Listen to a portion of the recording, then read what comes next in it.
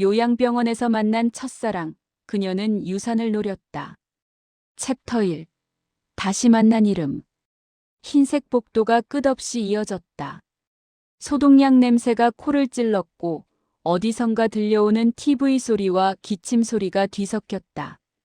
김도현은 휠체어에 앉아 창밖을 바라보고 있었다. 72세, 뇌경색이 찾아온 건 석 달 전이었다. 오른쪽 팔다리가 제대로 움직이지 않았고 말도 어눌해졌다. 아버지, 여기가 제일 좋은 곳이래요. 시설도 괜찮고. 딸 수진이 입원 서류를 작성하며 말했다. 하지만 그녀의 눈은 스마트폰 화면에 고정되어 있었다. 도현은 대답하지 않았다. 어차피 자식들에게 자신은 짐이 되어버렸다는 걸 알고 있었다. 아내 순자가 떠난 지 2년. 그 후로 도현은 혼자였다. 자식들은 각자의 삶이 바빴다. 명절에도 얼굴 보기 어려웠고 전화는 더욱 뜸했다. 병이 찾아오고 나서야 그들은 의무감으로 병원을 찾았다. 그럼 저는 일이 있어서요. 간호사님께 연락처 드렸으니까 무슨 일 있으면 연락 주세요. 수지는 서둘러 병원을 빠져나갔다. 도현은 텅 빈 병실을 바라보았다. 침대 하나, 작은 탁자 하나, 낡은 TV. 이곳이 자신의 마지막 거처가 될 것만 같았다. 며칠이 지났다. 도현은 재활치료를 받으러 복도를 지나가고 있었다. 간호사가 휠체어를 밀어주었다. 박영희 환자분 보호자분 오셨습니다. 안내방송이 복도에 울려 퍼졌다. 도현의 심장이 멎는 것 같았다. 박영희. 그 이름은 50년 전 도현이 가슴속 깊이 묻어둔 이름이었다. 23, 도현은 작은 직물 공장에서 일했다. 그곳에서 21살의 영희를 만났다. 그녀는 재봉틀 앞에 앉아 노래를 흥얼거리며 일했다. 큰 눈과 환한 미소가 매력적이었다. 오빠, 점심 같이 먹을래요? 영희는 먼저 다가왔다. 도현은 수줍었지만 그녀의 밝은 성격에 이끌렸다. 함께 보낸 시간은 1년 남짓. 하지만 도현에게는 평생 잊지 못할 시간이었다. 그러나 영희는 어느 날 갑자기 사라졌다. 편지 한 장 없이. 공장 사람들은 그녀가 더 나은 직장을 찾아 서울로 갔다고 했다. 도현은 그녀를 찾으려 했지만 연락처조차 알 수 없었다. 시간이 흘러 도현은 중매로 순자를 만났다. 착한 여자였다. 아이를 낳고 가정을 꾸렸다. 하지만 가슴 한구석에는 늘 영희의 자리가 있었다. 환자분 괜찮으세요? 간호사의 목소리에 도현은 정신을 차렸다. 휠체어가 멈춰 있었고 자신도 모르게 눈물이 흘러내리고 있었다. 저기, 방금 방송에서 박영희라는 분이. 아, 네. 302호 환자분이세요. 보호자분이 오셨나 봐요. 302호. 도현의 병실 바로 옆이었다. 그날 밤 도현은 잠을 이룰 수 없었다. 같은 이름일 뿐일 거라고 스스로를 달랬다. 박영희라는 이름은 흔했다. 하지만 가슴은 계속 두근거렸다. 다음 날 아침 도현은 일찍 일어나 복도로 나왔다. 302호 문 앞에 섰다. 손이 떨렸다. 문은 반쯤 열려 있었다. 그리고 그는 보았다. 침대에 누워있는 노인 여성. 희끗한 머리, 주름진 얼굴. 하지만 그 눈매는 여전했다. 50년이 흘렀어도 도현은 단번에 알 수 있었다. 박영희였다. 영희가 눈을 떴다. 그녀의 시선이 문 앞에 도현을 향했다. 잠시 멍한 표정이었다가 천천히 눈이 커졌다. 도현 씨? 목소리는 약했지만 분명했다. 도현은 대답할 수 없었다. 뇌경색 후유증으로 말이 잘 나오지 않았다. 하지만 고개를 끄덕였다. 영희의 눈에서 눈물이 흘렀다. 정말 당신이에요? 세상에. 간호사가 다가와 도현을 부축했다. 환자분 아는 분이세요? 옛날 친구. 도현은 간신히 말했다. 간호사는 미소 지으며 도현을 영희의 병실로 안내했다. 두 사람은 마주 앉았다. 50년 만에 재회. 처음엔 아무 말도 할 수 없었다. 그저 서로를 바라보기만 했다. 미안해요. 그때 아무 말 없이 떠나서 영희가 먼저 입을 열었다. 아버지가 빚이 많았어요. 빚쟁이들이 날 찾아다녔고 도현 씨한테 피해줄까봐 그냥 도망쳤어요. 서울로. 도현은 천천히 고개를 끄덕였다. 원망은 없었다. 오히려 그녀를 다시 만났다는 사실이 기적 같았다. 당신은 어떻게? 영희가 물었다. 도현은 어눌하게 설명했다. 결혼, 자식, 아내의 죽음, 그리고 병. 자식들은 바빠요. 나는 이제 짐. 그 말에 영희는 고개를 저었다. 아니에요. 당신은 여전히 멋진 사람이에요. 챕터 2. 외로움이 만든 기적. 그날부터 두 사람의 일상이 시작됐다. 영희는 매일 도현의 병실을 찾았다. 거동이 불편한 도현을 대신해 휠체어를 밀어주었고 함께 병원 정원을 산책했다. 기억나요? 우리 처음 만났을 때 당신이 불렀던 노래. 영희는 낡은 트로트를 흥얼거렸다. 도현은 미소 지었다. 입가에 침이 고였지만 부끄럽지 않았다. 영희는 냅킨으로 조심스럽게 닦아주었다. 괜찮아요. 우린 이제 늙었잖아요. 도현은 2년 만에 처음으로 살아있음을 느꼈다. 아내가 떠난 후, 자식들에게 버림받은 후, 그는 그저 죽기를 기다리고 있었다. 하지만 영희가 나타나자 모든 게 달라졌다. 당신이 있어서 좋아요. 도현은 간신히 말했다. 영희는 그의 손을 꽉 잡았다. 나도요.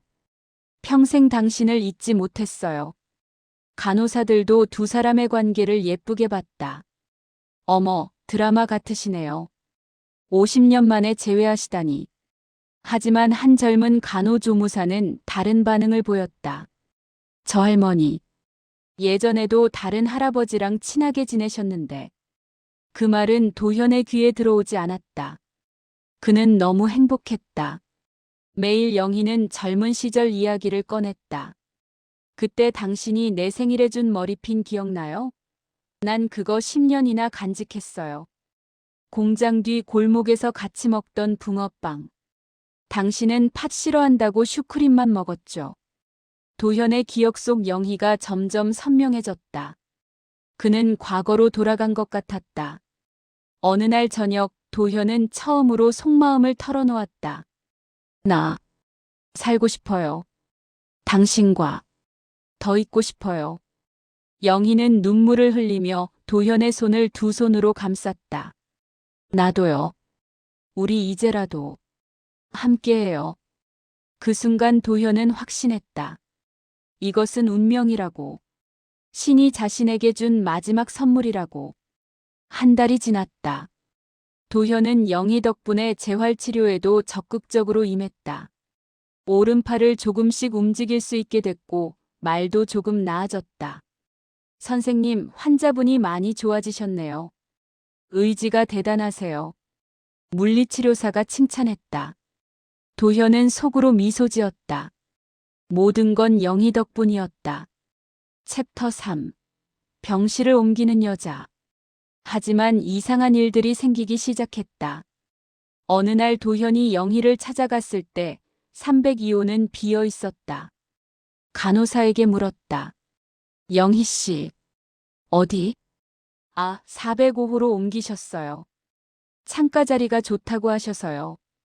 도현은 4층으로 올라갔다. 405호에서 영희는 환하게 웃으며 그를 맞았다. 도현 씨, 여기 훨씬 좋아요. 햇빛도 잘 들고. 하지만 2주 후 영희는 다시 병실을 옮겼다. 이번엔 3층 끝방이었다. 간호사들이 자꾸 시끄러워서 옮겼어요. 도현은 고개를 끄덕였다.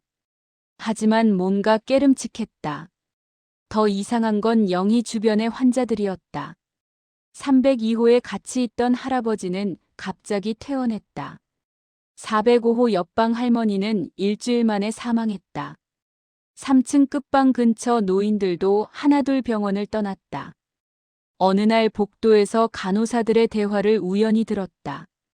또 옮기셨네, 박영희 환자분.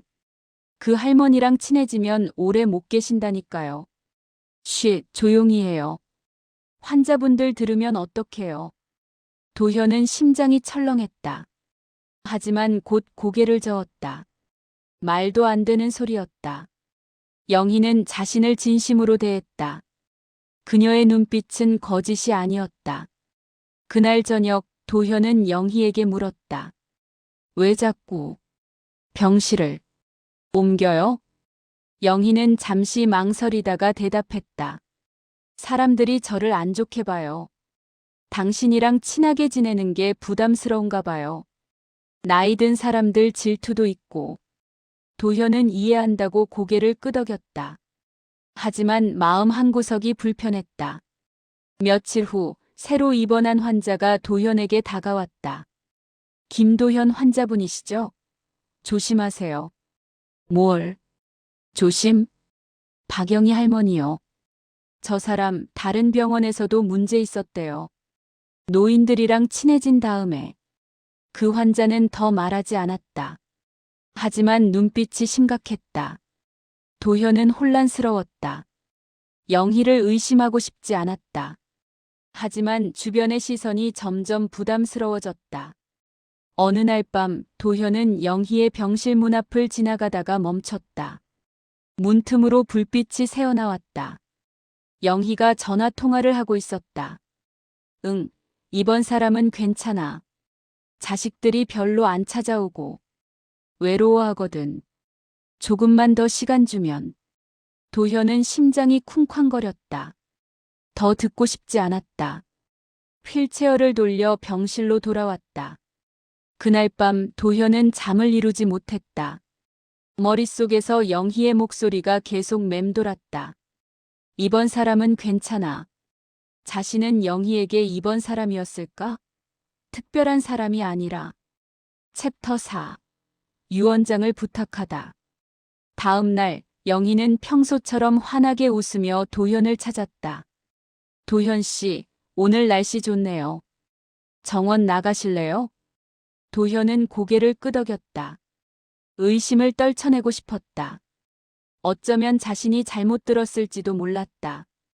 정원의 벤치에 앉았다. 가을 햇살이 따스했다. 영희는 도현의 손을 잡았다. 도현 씨, 저 부탁이 하나 있어요. 뭔데요? 나도 가족이 없잖아요. 자식도 없고 친척도 연락 안 하고. 혹시 나한테 무슨 일 생기면 당신이 좀 챙겨줄 수 있을까요? 도현은 가슴이 먹먹해졌다. 영희도 자신처럼 외로운 사람이었다. 당연하죠. 내가 있잖아요. 영희는 눈물을 글썽이며 고개를 숙였다. 고마워요. 당신만 믿을게요. 그날 저녁 영희는 작은 서류 봉투를 가져왔다. 이게 뭐예요? 유언장이에요.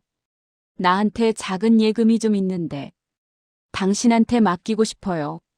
내가 먼저 가면 당신이 잘 써주세요. 도현은 봉투를 받았다. 무거웠다. 종이 몇 장이 이렇게 무거울 수가 없었다. 영희 씨, 이건 괜찮아요.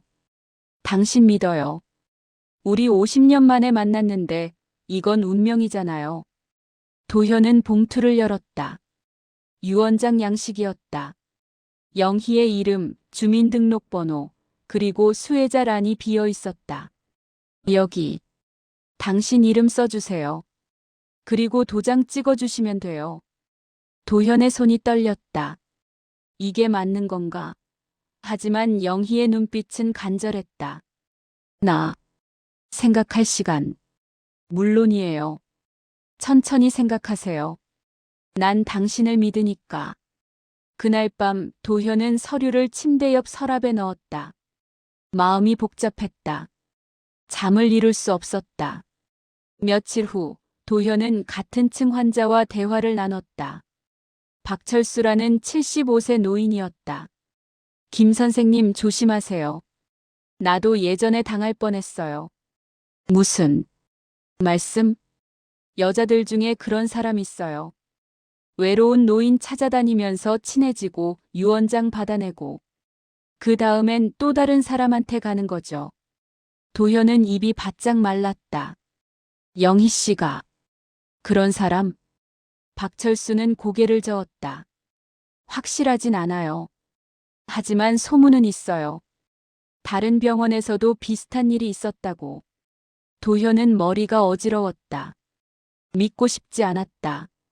하지만 의심은 점점 커졌다. 다음 날 도현은 용기를 내어 영희에게 물었다. 영희 씨, 나 말고 다른 사람도 도와줬어요?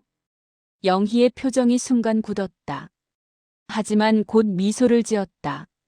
무슨 말씀이세요? 나 친구 많아요. 외로운 사람들 많잖아요. 도와주는 게 나쁜 건가요?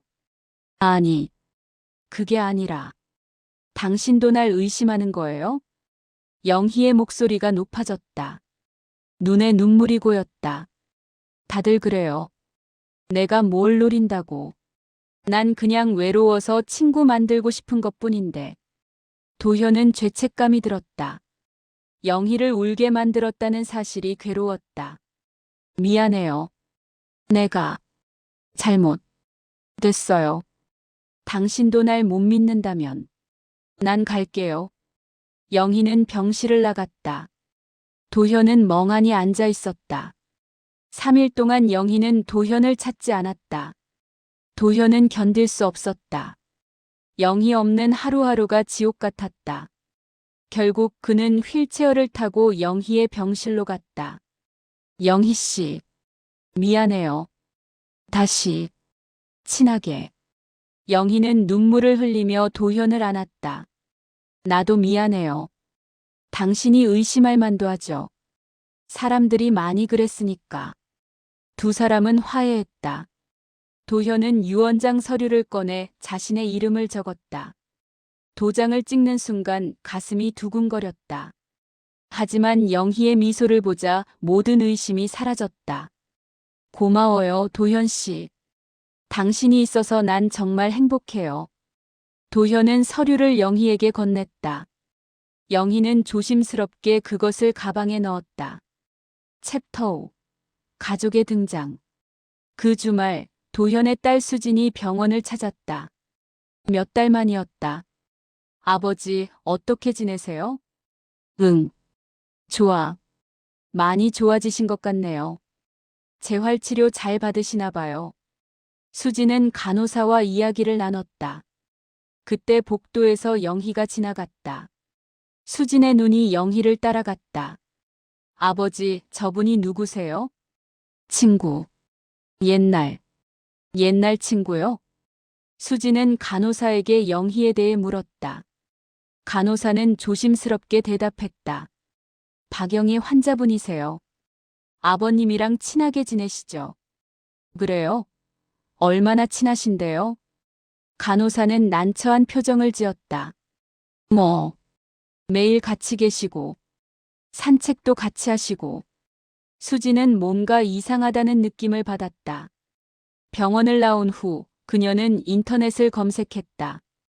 박영희 요양병원 유언장. 검색 결과에 기사 하나가 떴다.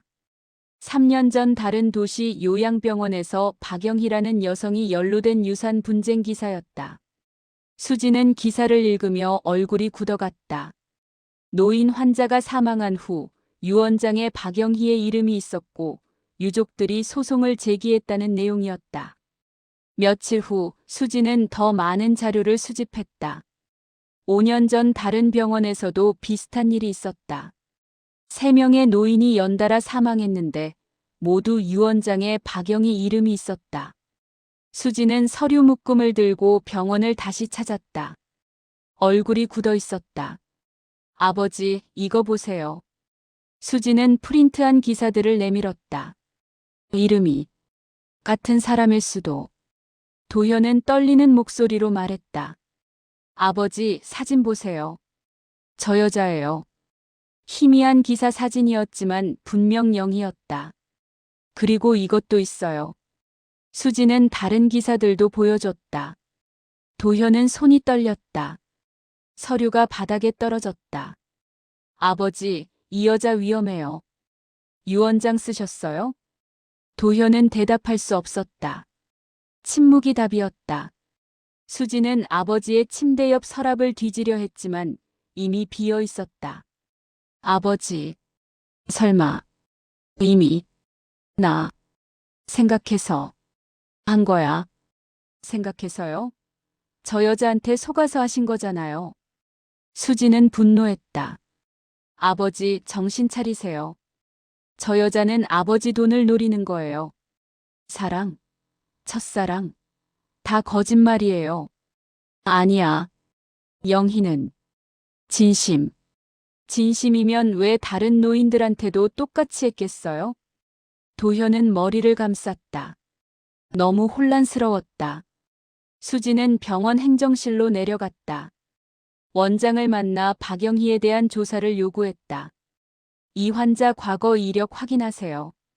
다른 병원에서 문제 있었어요. 원장은 난처한 표정을 지었다.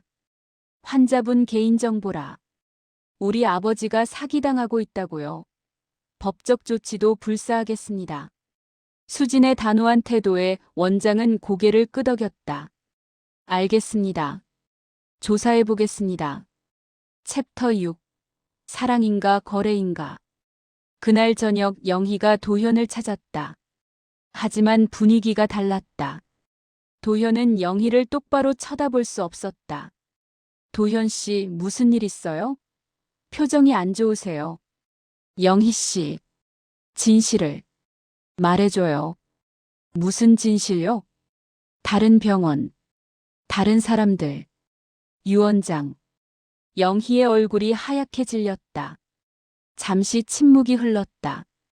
그리고 영희는 울기 시작했다. 누가 그런 말을 했어요? 딸이 기사를 보여줬어요. 영희는 고개를 떨구었다. 한참 동안 아무 말도 하지 않았다. 알았어요. 다 말할게요. 영희는 손수건으로 눈물을 닦으며 입을 열었다. 맞아요. 나 다른 노인들도 도와줬어요. 혼자 외로운 사람들, 가족한테 버림받은 사람들, 나처럼 외로운 사람들이요. 도현은 숨이 막혔다. 유원장은 그 사람들이 먼저 부탁했어요. 자식들은 돈만 노리는데 차라리 자기를 챙겨준 사람한테 주고 싶다고. 나도 외로웠어요. 남편은 일찍 죽었고 아들은 연락도 안 하고. 그럼 나도. 도현의 목소리가 떨렸다. 당신은 나를 정말 사랑해요? 영희는 도현의 손을 잡았다. 물론이죠. 당신은 특별해요. 50년 전 첫사랑이잖아요.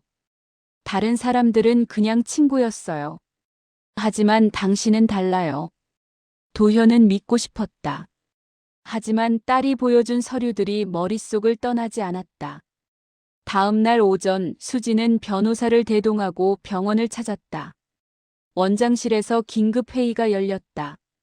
도현도 참석했다. 박영희 환자의 과거 병원 기록을 확인했습니다. 원장이 서류를 펼쳤다. 최근 5년간 3곳의 요양병원에 입원했고 각 병원에서 평균 6개월에서 1년 체류했습니다. 원장은 안경을 고쳤으며 계속했다. 그리고 각 병원에서 친밀한 관계를 맺은 남성 환자가 있었습니다. 그중 4명이 사망 전 유언장을 작성했는데 수혜자가 누구였습니까? 변호사가 물었다. 모두 박영희 환자였습니다. 회의실에 침묵이 흘렀다. 수진이 소리쳤다. 맞죠? 이게 우연이에요? 이건 명백한 사기예요. 변호사가 침착하게 말했다. 법적으로 입증하기는 어렵습니다. 유언장 작성 당시 환자들이 정신이 온전했다면 자발적 의사로 간주됩니다. 하지만 감정을 이용한 거잖아요. 그것을 증명하기가 쉽지 않습니다. 다만, 변호사는 도현을 바라보았다. 김도현 환자분께서 작성하신 유언장은 아직 최종 효력이 없습니다. 언제든 철회 가능합니다. 모든 시선이 도현에게 향했다. 아버지, 그 유언장 철회하세요. 제발요. 수진이 간절히 말했다. 도현은 입술을 깨물었다. 영희의 얼굴이 떠올랐다.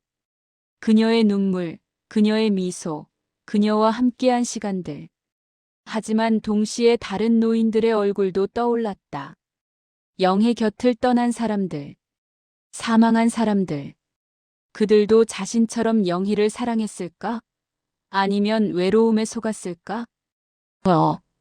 영희 씨를 만나고 싶어요. 수지는 한숨을 쉬었다. 알겠어요. 하지만 제가 같이 있을게요. 영희가 원장실로 들어왔다. 그녀의 얼굴은 창백했다. 도현과 눈이 마주쳤다. 도현 씨, 영희 씨, 물어볼게. 있어요. 도현은 떨리는 목소리로 물었다. 당신, 가방, 보여줄 수 있어요? 영희는 당황한 표정을 지었다. 가방요? 왜요? 수진이 나섰다. 보여주시죠. 숨길 게 없으시다면. 영희는 주저했다. 하지만 거부할 수 없었다. 떨리는 손으로 가방을 열었다. 안에는 화장품, 약, 그리고 낡은 수첩이 있었다. 수진이 수첩을 집어들었다. 이게 뭐예요? 그건 내 개인 물건. 수진은 무시하고 수첩을 펼쳤다. 첫 페이지에 여러 이름들이 적혀 있었다. 각 이름 옆에는 날짜와 금액이 메모되어 있었다. 이게 뭐예요? 김영수 3천만 원, 이철호 5천만 원, 박동식 2천만 원. 그건 내 친구들, 도와준 사람들. 친구요? 수진이 페이지를 넘겼다. 그리고 그곳에서 발견했다. 김도현 1억 2천만 원. 아버지 보세요. 이게 사랑이에요? 이건 명단이에요. 돈 목록이에요. 수지는 수첩을 도현에게 내밀었다. 도현은 떨리는 손으로 수첩을 받아들었다. 자신의 이름을 보았다. 그 옆에 적힌 금액을. 영희는 눈물을 흘렸다. 아니에요. 그게 아니에요. 나 정말 뭐예요? 정말 사랑했다고요? 수진이 소리쳤다. 그럼 왜 금액까지 적어놔요? 왜 다른 사람들 이름도 있어요? 영희는 고개를 숙였다. 변명할 말이 없었다. 도현은 천천히 입을 열었다. 영희 씨, 처음부터 거짓말이었어요? 영희는 고개를 들었다. 눈물 범벅인 얼굴로 도현을 바라보았다. 아니에요. 당신을 처음 봤을 때 정말 반가웠어요.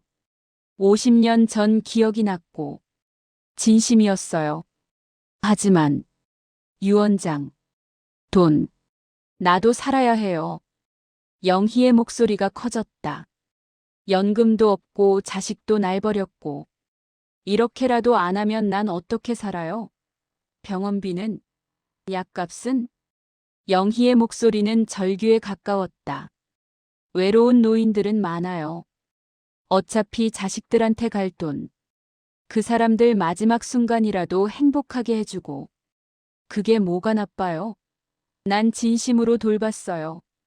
수진이 소리쳤다. 나빠요. 그건 사기예요. 감정을 이용한 사기라고요. 사기가 아니에요. 난 진심으로 그 사람들 사랑했어요. 마지막까지 손 잡아주고 말 들어주고. 원장이 끼어들었다. 박영희 환자분 진정하세요. 진정하라고요? 당신들은 몰라요. 혼자 늙어간다는 게 얼마나 무서운지. 아무도 날 찾지 않는다는 게 얼마나 외로운지. 영희는 무너졌다. 바닥에 주저앉아 울었다. 도현 씨, 미안해요. 하지만 난 정말 당신을 사랑했어요. 50년 전에도, 지금도. 도현은 휠체어에 앉아 멍하니 그 모습을 바라보았다. 가슴 한 구석이 무너져 내렸다. 사랑이었을까? 거래였을까? 아니면 둘 다였을까? 원장이 조용히 말했다. 박영의 환자분, 병원 측에서는 더 이상 환자분의 체류를 허가할 수 없습니다. 일주일 내로 퇴원 절차를 밟아주시기 바랍니다.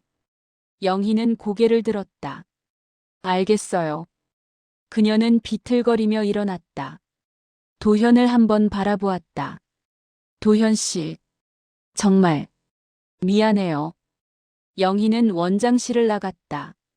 도현은 그녀의 뒷모습을 바라보았다. 아무 말도 할 수 없었다. 챕터 7. 마지막 선택. 영희가 병원을 떠난 후 도현은 말을 잃었다. 밥도 먹지 않고 재활치료도 거부했다. 창밖만 바라보았다. 아버지, 밥 좀 드세요. 수진이 걱정스럽게 말했다. 그 여자 때문에 이러시면 안 돼요. 건강 챙기세요. 하지만 도현은 반응하지 않았다. 수진은 아버지가 너무 걱정되었다.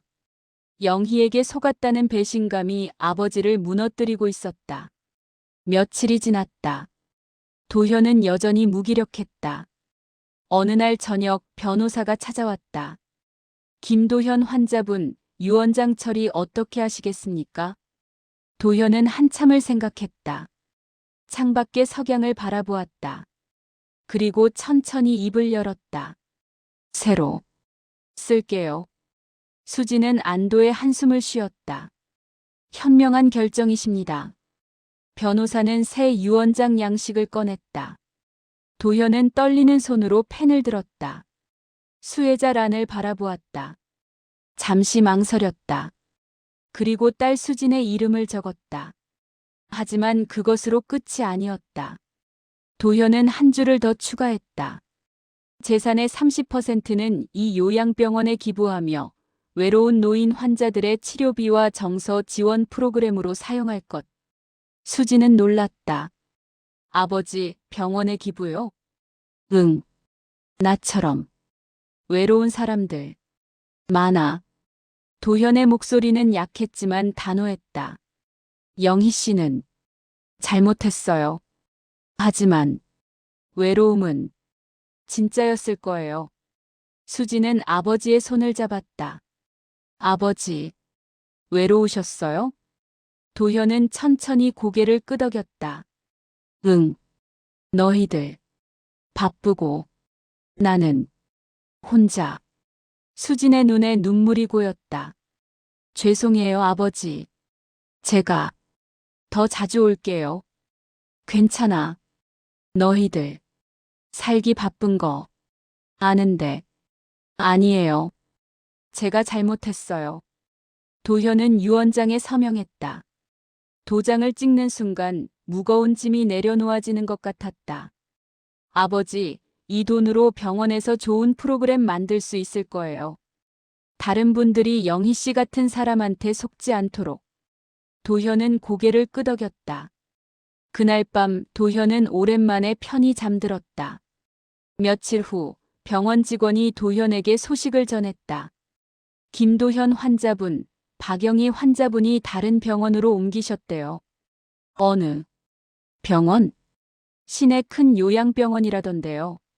직원은 조심스럽게 덧붙였다. 거기 새로 입원하신 환자분이랑 벌써 친하게 지내신다고 하더라고요. 도현은 씁쓸하게 웃었다. 영희는 또 시작했구나. 또 다른 외로운 노인을 찾아서 그 사람 조심하라고 전해줄 수 있나요? 직원은 난처한 표정을 지었다. 저희가 직접 개입하기는 어렵고 병원 측에서 알아서 하실 거예요. 됐어요.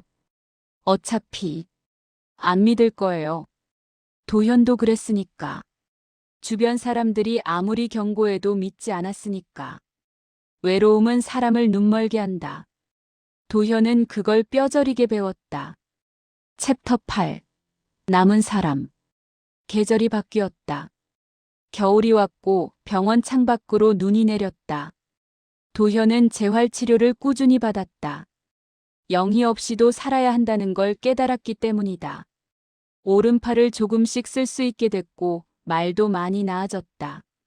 혼자 걸을 수는 없었지만 휠체어 없이도 짧은 거리는 이동할 수 있었다. 수지는 약속대로 전보다 자주 병원을 찾았다. 일주일에 두세 번은 얼굴을 보였다. 아버지, 오늘 손자 데리고 올게요. 그래. 보고 싶다. 토요일 오후 수지는 5살 손자 강희를 데리고 왔다. 할아버지. 강희가 달려와 안겼다. 우리 강희. 많이 컸네. 할아버지, 나 유치원에서 그림 그렸어요. 강희는 그림을 보여줬다. 할아버지와 손자가 손을 잡고 있는 그림이었다. 도현의 눈가에 눈물이 맺혔다. 가족이 찾아올 때마다 도현은 감사했다. 당연한 게 아니라는 걸 이제 알았다. 어느 날 도현은 병원 정원에 혼자 나와 있었다. 예전에 영희와 함께 앉았던 벤치에 앉았다. 첫사랑은 기억 속에만 남겨둘 걸. 도현은 혼잣말을 했다. 50년 전 영희는 아름다웠다. 하지만 지금의 영희는 생존을 위해 수단을 가리지 않는 여자였다. 아니, 어쩌면 50년 전 영희도 그랬을지 모른다. 도현이 몰랐을 뿐. 사랑이었을까? 외로움이었을까? 도현은 자문했다. 영희에 대한 감정이 사랑이었는지 아니면 그저 외로움을 달래려는 집착이었는지. 아마 둘 다였을 거야. 바람이 불었다. 차가웠다. 도현은 옷깃을 여몄다. 환자분 추우시죠? 안으로 들어가세요. 젊은 간호사가 다가왔다. 도현은 고개를 끄덕였다. 병실로 돌아오는 길, 복도에서 새로 입원한 노인을 만났다. 80대로 보이는 할아버지였다. 휠체어에 앉아 멍하니 창밖을 바라보고 있었다. 도현은 그 모습에서 과거의 자신을 보았다. 외롭고 무기력하고 죽음을 기다리는 사람. 안녕하세요. 도현이 먼저 인사했다. 할아버지는 놀란 듯 고개를 돌렸다. 아, 안녕하십니까? 여기 처음이세요? 네. 어제 왔습니다. 가족 있으세요? 할아버지는 고개를 저었다. 딸이 하나 있는데 바빠서 자주 못 와요. 도현은 미소 지었다. 괜찮아요. 여기 좋은 곳이에요. 사람들도 친절하고. 할아버지는 처음으로 웃었다. 고맙습니다. 말 붙여주셔서. 도현은 병실로 돌아왔다. 가슴이 따뜻해졌다. 누군가에게 위로가 될 수 있다는 게 신기했다. 나도 누군가를 도울 수 있구나. 며칠 후 도현은 원장을 찾았다. 원장님, 제안이 하나 있어요. 말씀하세요. 김도현 환자분. 환자들끼리 모임 만들면 어떨까요? 외로운 사람들 함께 이야기하고 서로 위로하고. 원장은 눈을 빛냈다. 좋은 생각이십니다. 그런 프로그램이 필요했는데 마침 환자분께서 기부해 주신 기금으로 시작할 수 있겠네요. 제가 도와드릴게요. 도현은 처음으로 살아갈 이유를 찾았다. 영희가 아니라 스스로 찾은 이유였다. 한 달 후 실버 친구 모임이 시작됐다. 매주 화요일 오후 외로운 노인 환자들이 모여 차를 마시고 이야기를 나눴다. 도현은 그 모임의 중심이 됐다. 자신의 경험을 나누고 다른 사람들의 이야기를 들어주었다. 저도 외로웠어요. 누군가 날 필요로 한다는 착각에 빠졌었죠. 도현은 천천히 말했다. 하지만 진짜 필요한 건 나 스스로 나를 사랑하는 거더라고요. 환자들은 고개를 끄덕였다. 도현의 말에 공감했다. 그리고 진짜 사랑은 가족한테서 왔어요. 늦게라도 알게 됐죠. 수지는 모임에 참석한 아버지를 보며 뭉클했다. 아버지가 이렇게 강한 사람인 줄 몰랐다. 그해 겨울, 도현은 창가에 앉아 일기를 썼다. 재활 덕분에 글씨를 조금씩 쓸 수 있게 됐다. 오늘도 눈이 내렸다. 첫눈이 내린 날, 영희와 함께 정원을 걸었던 기억이 난다. 그때는 행복했다. 아니, 행복하다고 믿었다. 이제 안다. 진짜 행복은 누군가에게 의지하는 게 아니라 스스로 서는 것이라는 걸. 영희는 잘못했다. 하지만 나도 잘못했다. 외로움을 사랑으로 착각했다. 첫사랑은 기억 속에만 남겨둘 것이다. 아름답게. 도현은 펜을 내려놓고 창밖을 바라보았다. 눈 속에서 까치 한 마리가 날아갔다.